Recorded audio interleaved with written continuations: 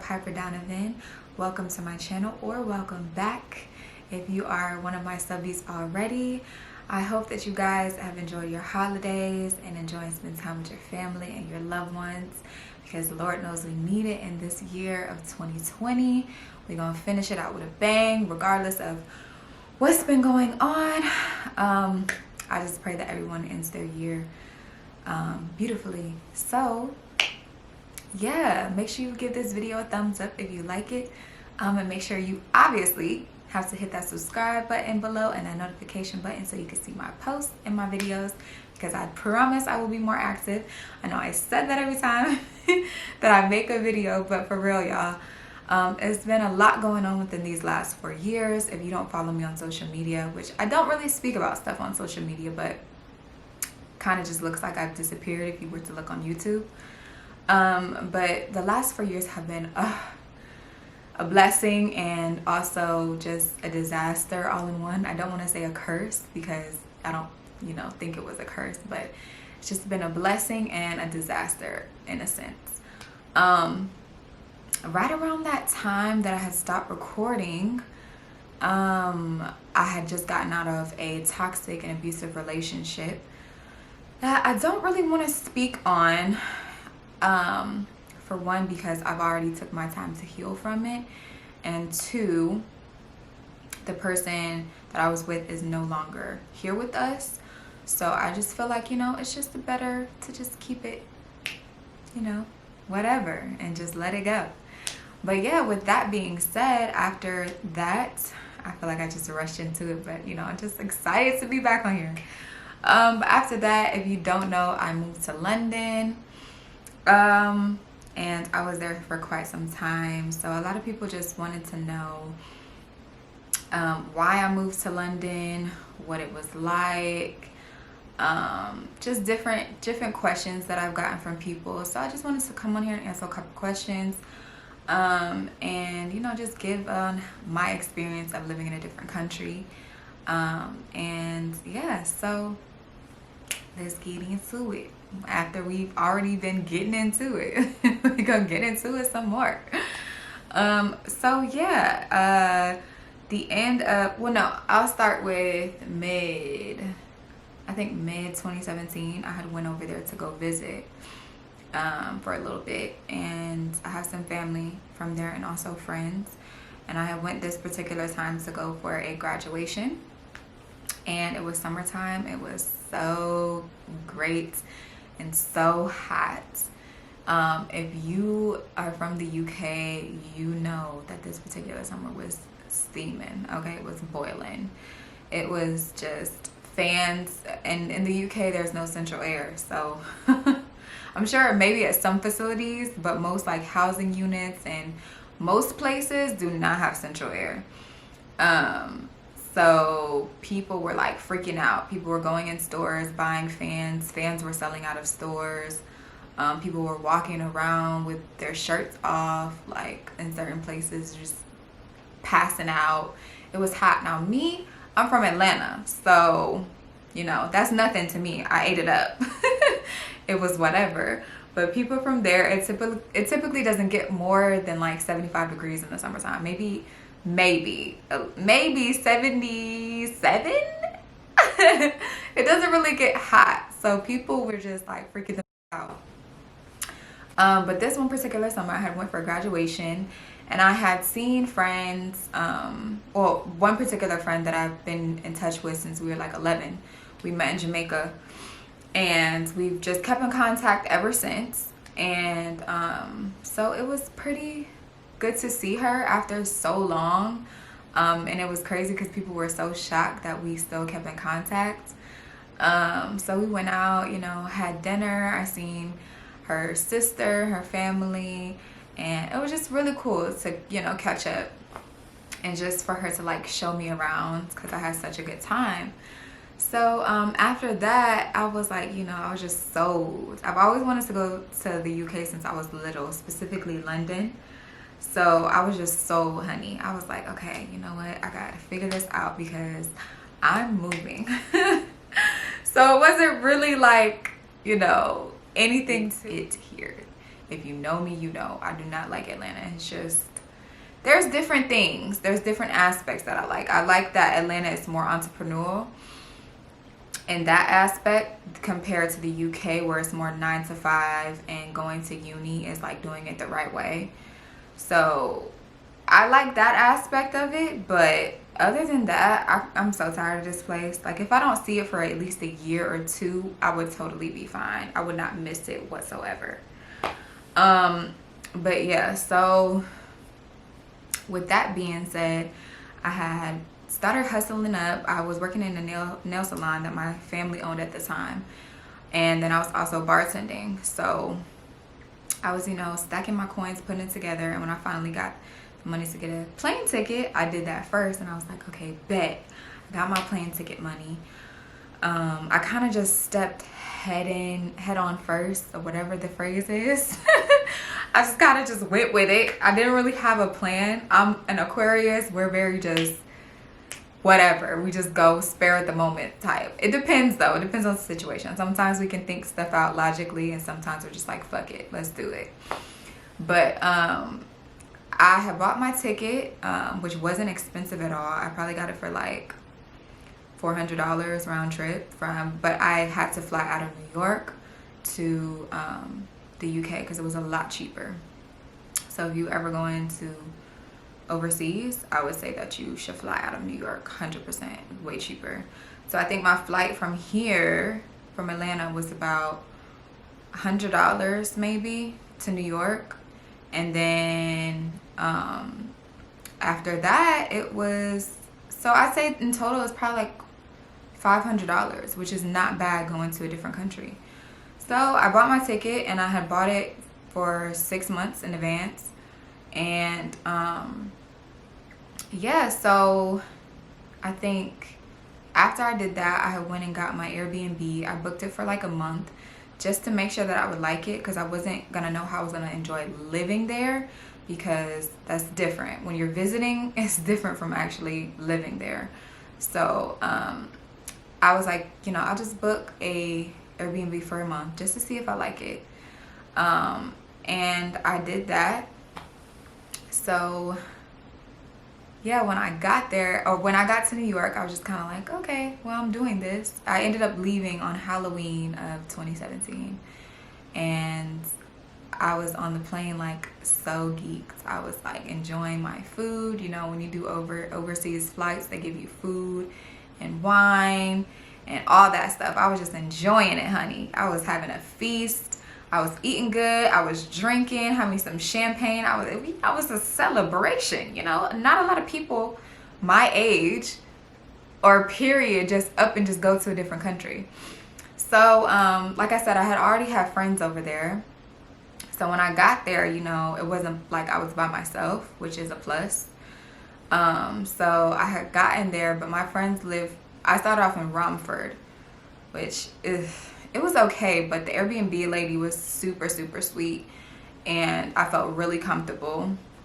She was a nice Jamaican lady, so, you know, she was very particular about her stuff and how she wanted it to be cleaned and whatever.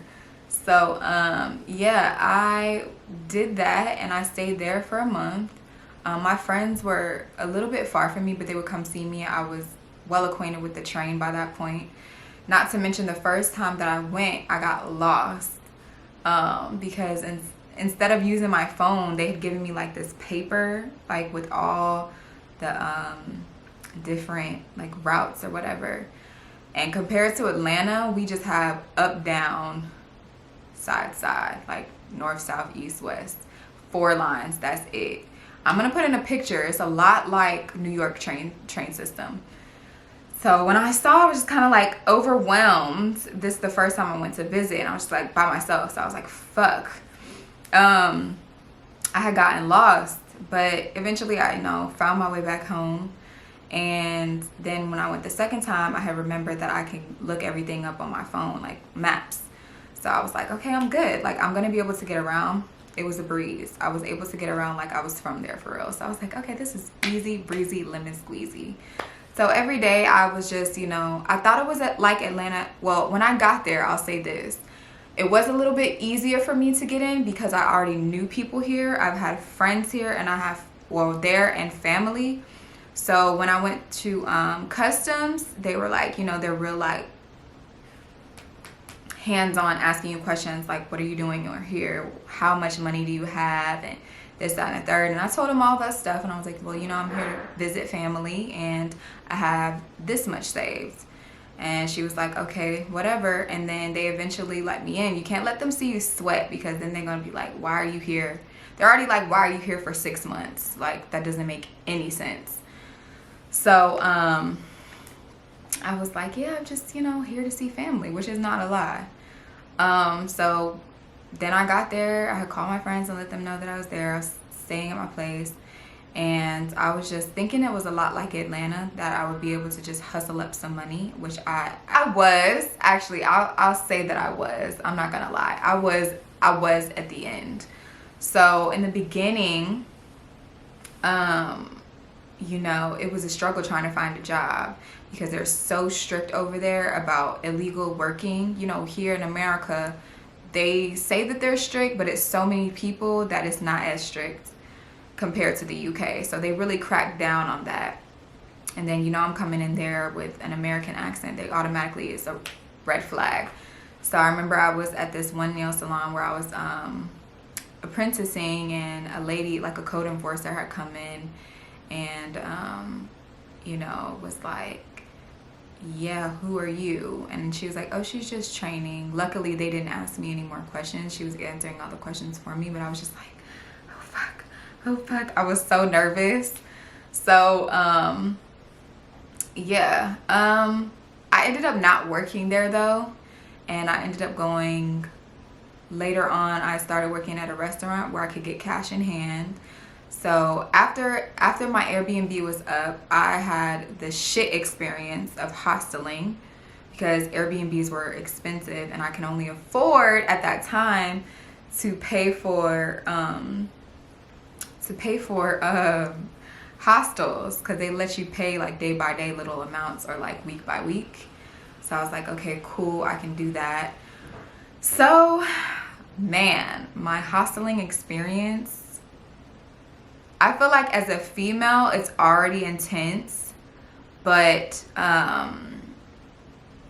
starting out I was in the unisex unit, and then later on I got to get moved to you know, all females, which I ended up getting in an altercation with this stupid ass lady, because she was just crazy, sick in the head. So I ended up getting an altercation with her, and they moved her out. So it ended up being okay. But you guys, it's just dirty in there. People are nasty. The last one that I went into wasn't as dirty because they had cleaners, but you know, it's not really that sanitary to say that. They have like little areas in the bathroom where you can go in the shower, take showers, lock the door. So I met a couple of people actually that were super nice. I never got tried like on anything weird.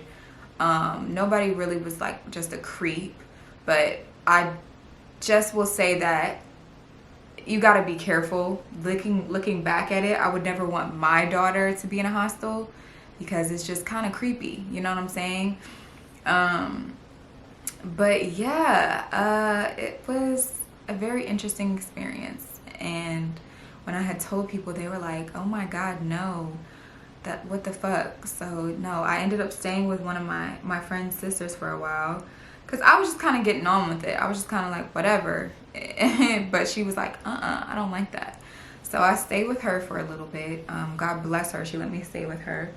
And then I ended up starting to work at a nail salon where I got cash in hand. While I was at the hostel, I was working at a restaurant, so I was able to get cash in hand to pay for my hostel every week. And you know, just eat and all that stuff. Buy my food. They used to give me food at my restaurant. That's what I loved about working there too. They would always give you free food. You never had to pay for nothing. You know, here they only give you like 40% off of your meal, but there they give you it completely free, and you can get whatever you want. So yeah, I was working in Canary Wharf at that time, and it was a pretty cool experience. And then after that, I had started working at a nail salon, which I can't exactly remember where it was, but it was ways away. And I remember that it would always be early because I would obviously open because it was a new salon, so I was one of the main nail techs. And I would always stop by Pret and get me like an espresso, and then I would get me like a prawn and mayonnaise sandwich for later. And I so miss Pret. They have one in New York, but they do not have one in Atlanta. I miss it so much. It was so good. So I would always go there and get me like a croissant and a coffee and go to work and start doing nails. I enjoyed it for a little bit, but then they start acting flaky. So I had to stop that. And for a while, it was a struggle, y'all. I keep it at 100. It was a struggle. But you know what? I had some bands come through and God blessed me for an early birthday present, and everything was good. I was like, yes, Lord. So when it was over, I was able to rent out a room, which is like a big thing out there. You rent out a room in someone's house or whatever. So I had the whole entire floor to myself. And it was pretty enjoyable. Hold on one second.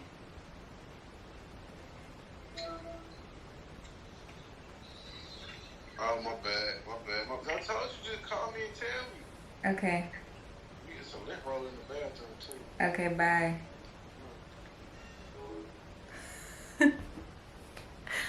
Sorry about that, you guys. So, oh my God, where was I? Yeah, I rented out a room. I had ended up just permanently staying in Harrow, which was a pretty cool area. It wasn't far from anything, and it was closer to my friends because they were like, we want you to be closer to us. Like, we want to be able to get to you. And I was like, okay. So I had ended up just moving to Harrow, which was good for my budget, but it was closer to everything.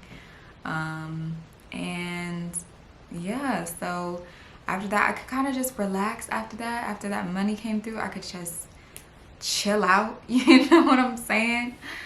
So that was good. And I ended up just, you know, shopping, going out with friends and actually like, you know, enjoying that shit, you know, eating good. And I ended up going to Spain as well. But yeah, so after that, I was, you know, just okay. I was good. I started going to this hookah spot that was super cute. I ended up having my birthday there as well. It was called Tiger Bay. And I ended up meeting some cool people there that I still keep in touch with. So yeah, man, I definitely miss that. I super miss hookah. As you can see, I can't enjoy that right now because of baby boy, but it's okay. Mama gonna be back in just about 4, 5, 6 more months, maybe. Depends.